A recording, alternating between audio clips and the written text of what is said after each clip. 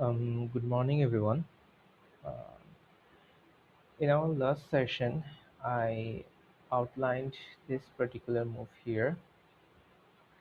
We actually expected the price from here to draw into the new week opening gap at least, and fortunately, the market delivered as we expected. It was approximately 1,000 point retracement, bearish retracement. Okay.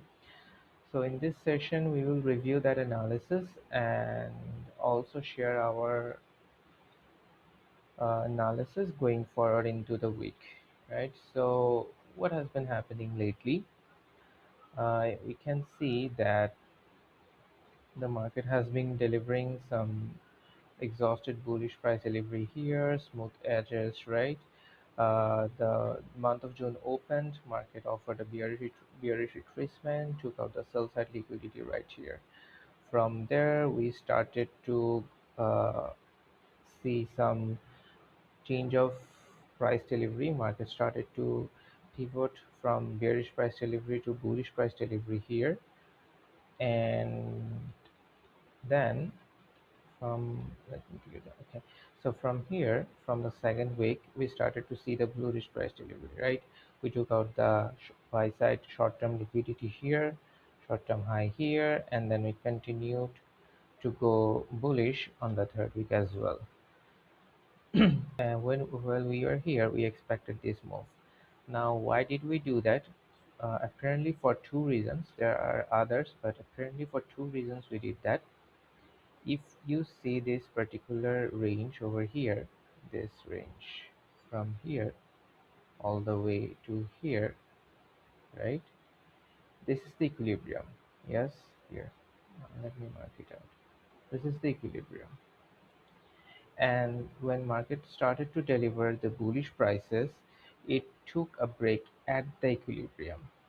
But whenever me personally actually expect a clean delivery, I expect the this kind of break to take place after the market crosses the equilibrium, not at it or below it. In that way, so what do I mean? That if market started to continue bullish price delivery from here and took a break right here, crossing the equilibrium, and from there if it would continue to deliver bullish price, then we would have been taken the buy side already, all-time high already, but that didn't happen. Okay, so that was a reason, that was a sign that actually told me that we might end up seeing some bearish retracement before we take out the all-time high, if we do at all, right? So then, and then going forward, I saw, I'm not going to discuss that brief here right now, but in our last session, I explained that briefly. I saw that ES was kind of stronger than NQ, but generally that's not the case. When it comes to bullish prices, NQ is actually stronger than ES.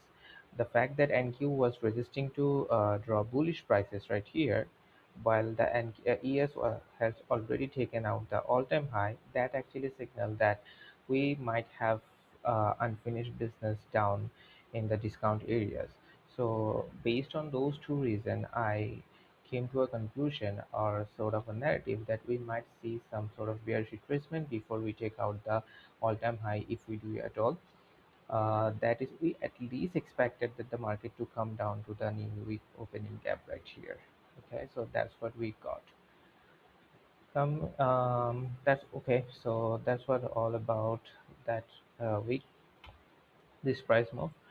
Right now, going ahead in this particular week, yes, this is very highly likely that we will take out the all-time high here at 31,000 on 98.50.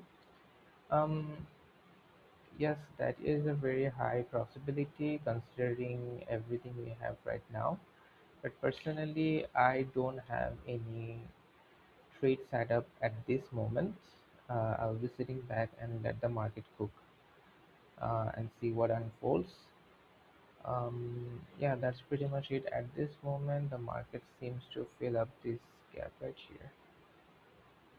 Uh, Let's see if it holds and continues to deliver it, or if the market decides to uh, deliver even more bearish prices before it takes out, or if it ends up taking out the third week's low. Let's see what happens. Um, I will update as soon as I get a trade set up. Till then, trade carefully.